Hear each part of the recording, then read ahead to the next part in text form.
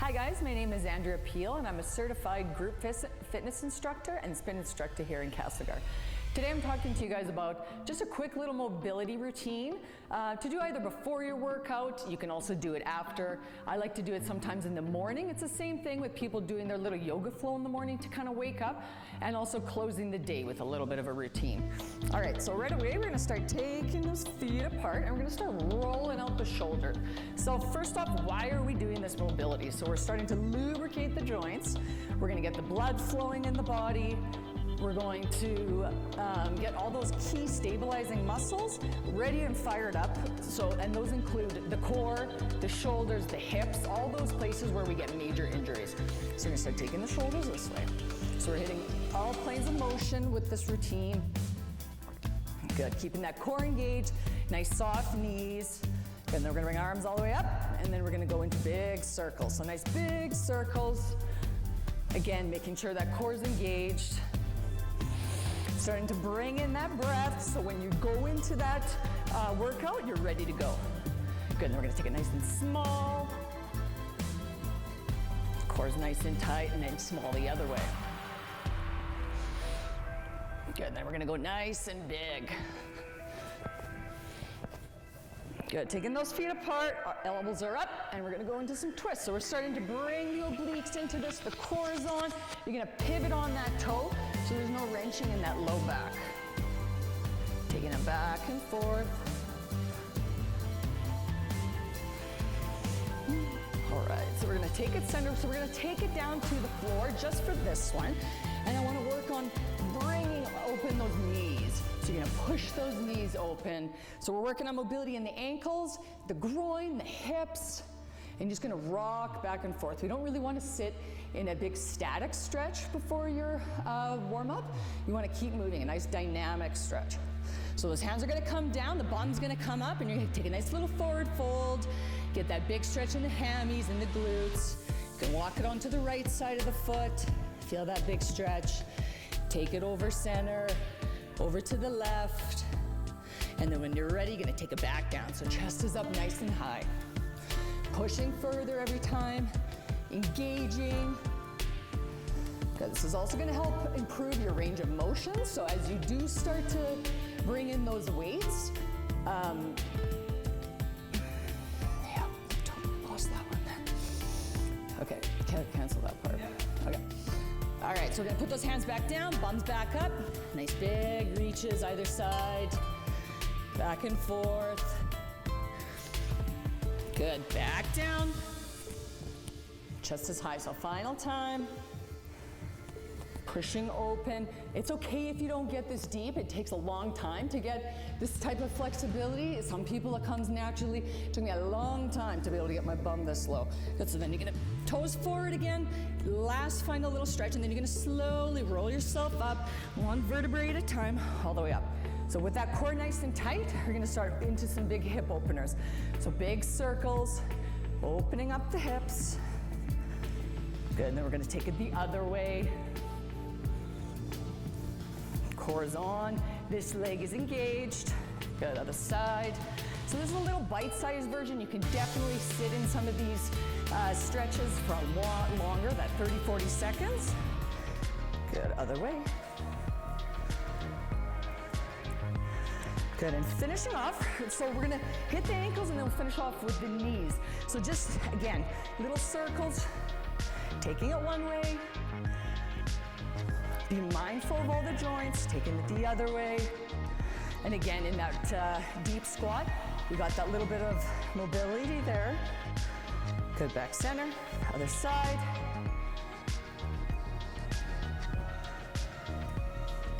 Good, another way.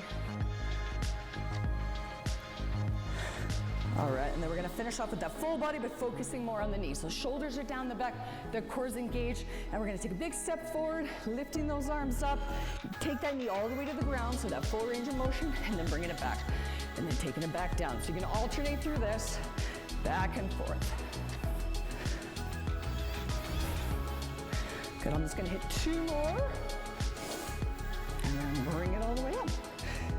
Good, so when you add this to that workout, if you're gonna do this before that workout, just make sure that you're adding little bit of resistance. So whether you're using bands or lighter weights, so you can just slowly see that little bit of that progress. So then when you get into the workout, you're lifting those heavy weights and you're ready to go. Thank you for watching. Hey everyone, Dr. Draper here. I am a naturopathic physician in Castlegar, British Columbia. For this month's episode of Healthy Human, I really want to emphasize the importance of supporting our immune system. We are about to enter into seasons changing yet again, and as the seasons change, it's really important for us to make sure that our body is well equipped for this change so we can prevent things like cold, flus, and allergies coming on. So there are some really great at-home things that you can do to make sure that your immune system is boosted. Number one, drink a lot of water. There is no way around this, and there is no magical cure that can replace the ability to drink a lot of water and keep your body flushing itself out naturally. So water is a free and easy way to detox your body every day. Number two, make sure you get enough rest. We are busy. We live in a busy society that really promotes being busy, but it's important for us to remain balanced. And so in and amongst being busy, make sure that you take time every day to calm down, settle down, and recuperate. Whether that's having enough sleep at night or taking a nap in the middle of the day or meditating, make sure that you take time for yourself to slow down. The best time for our bodies to heal is actually when we're sleeping. And so if you're not sleeping well, you're really preventing yourself from reaching that optimal health for yourself. So make sure that sleep is a priority for you, especially in the change of seasons. Number three is emphasize healthy fruits and vegetables in your diet and take away stuff that's not serving you. I know there are things that taste delicious, but we all know what is healthy for us and not healthy for us. So really emphasize in your diet right now, lots of fruits, lots of vegetables, and all those foods that really feed your soul. Take away things like sugar, processed foods, and foods that don't fit your body, because all they're doing is creating more inflammation in your system for your immune system to fight off, which is stopping it from focusing on fighting off viruses and bacteria that we're exposed to every day. So those are three key things that you can do at home every day to promote a healthy immune system. Drink a lot of water, get a lot of rest, and emphasize healthy fruits and vegetables. If you feel like you are coming down with getting something, there's an at-home old school trick that works every time. Get a pair of socks, put them underneath cold water, wring them out so they're wet but not dripping, put them on your feet, and put wool socks over top and go to bed. I know it sounds terribly uncomfortable, but it works. It creates circulation in your body and it increases your body's temperature, which slows down the replication of virus and bacteria. That's why we get fevers. So this is a really simple thing that you can do at home every night when you're feeling sick to fight off a full-blown cold or flu. I hope these tips are helpful for you. If you need help, please reach out to your healthcare provider. Make sure that you're taking care of yourself and letting someone take care of you. Thanks, and be healthy. Hello everybody, my name is Mandy and I'm a yoga instructor. Thank you for watching. I want to dedicate the month of February, month of love.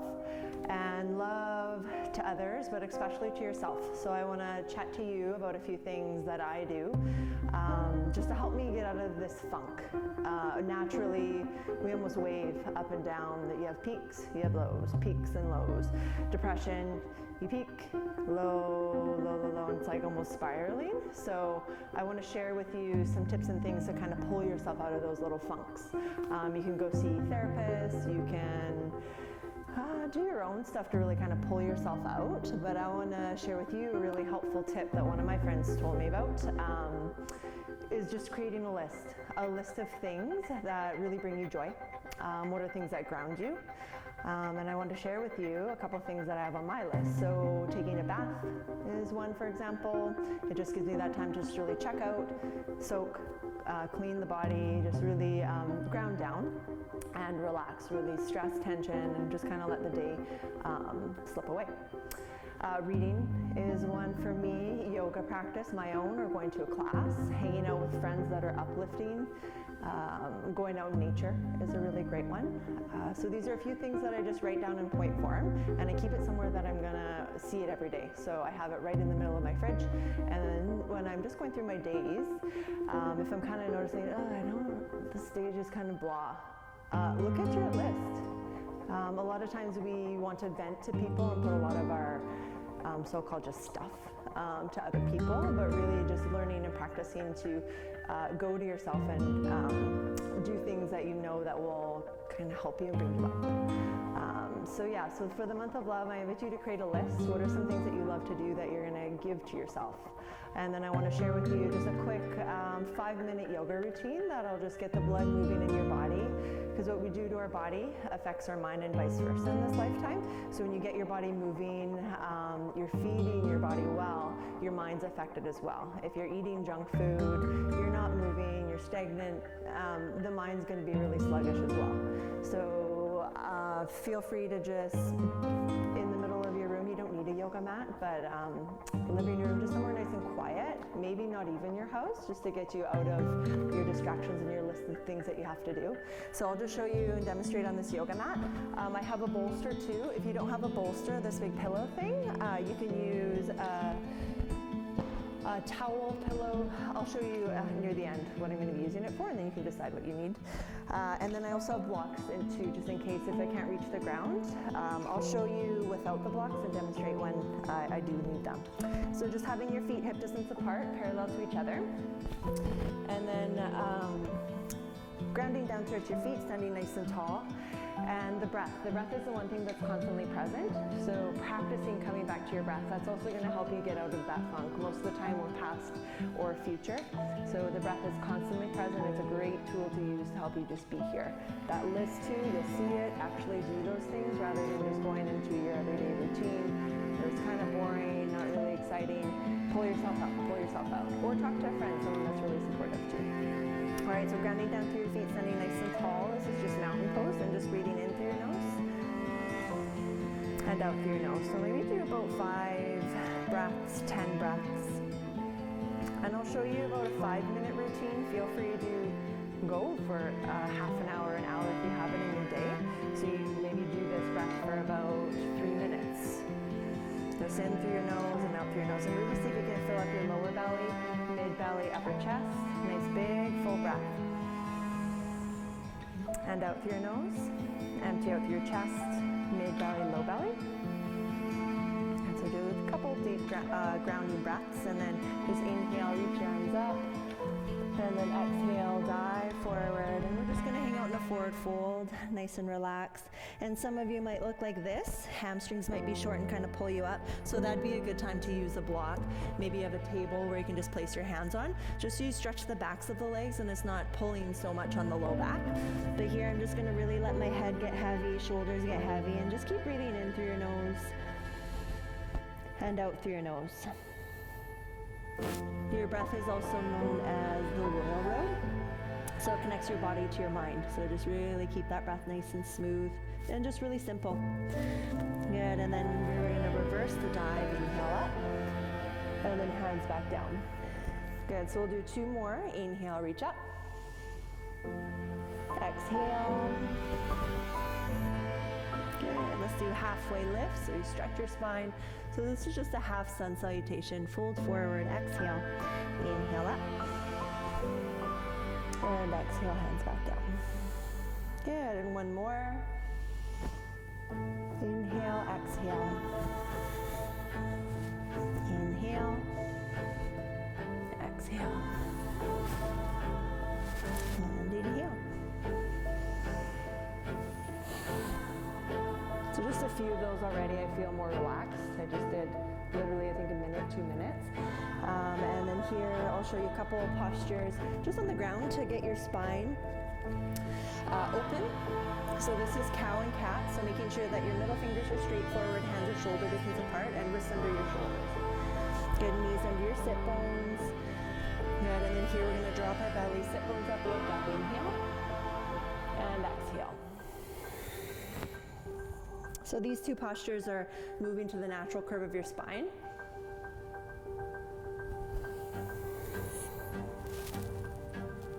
Good, and so just continue maybe about 5 full rounds. Inhale up, exhale round your spine, just to wake up your spine, move into the natural curves.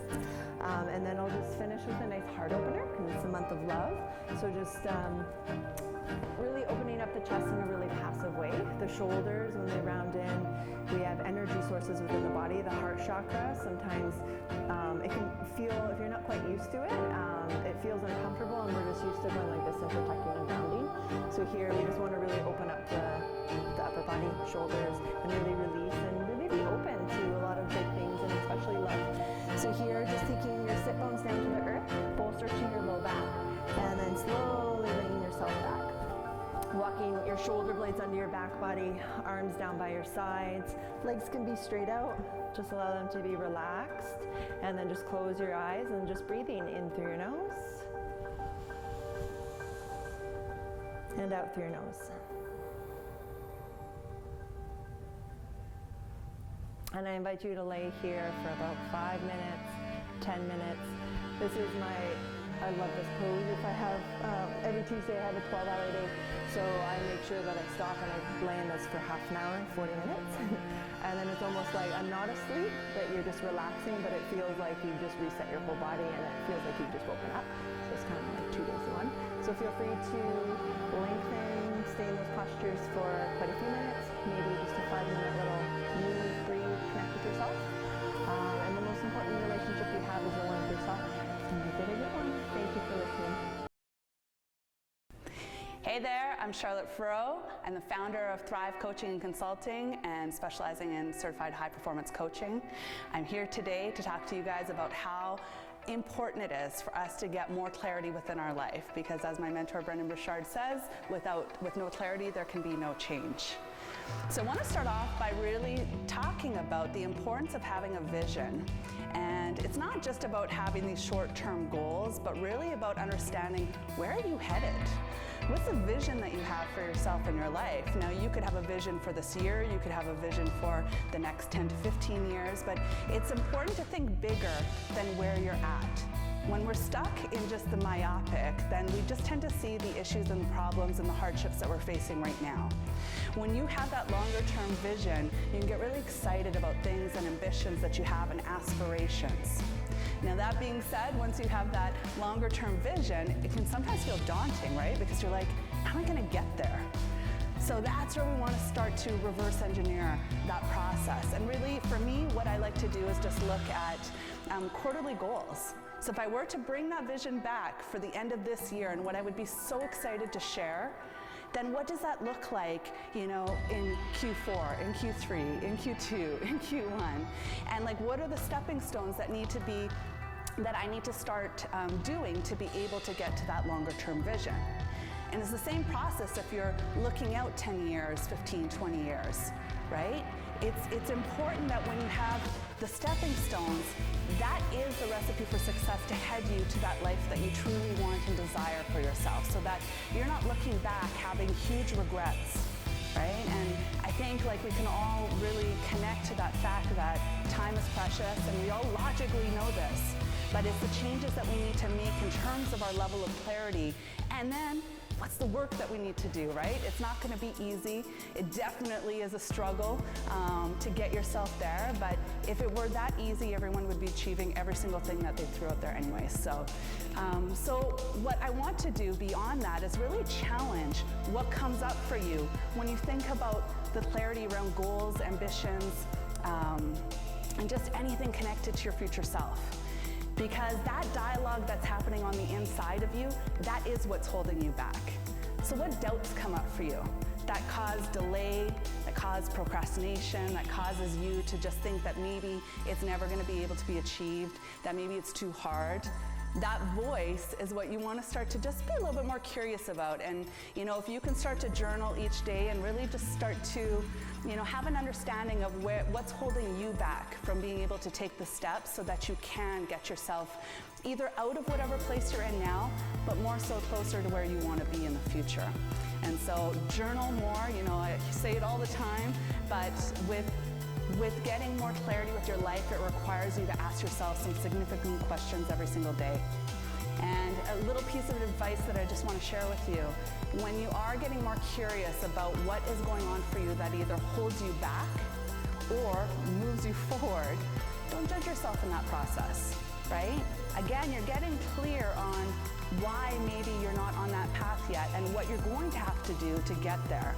So all the data that you need is all inside of you. Ask yourself the right questions, journal within that process, and reach out when you need some help. Cool?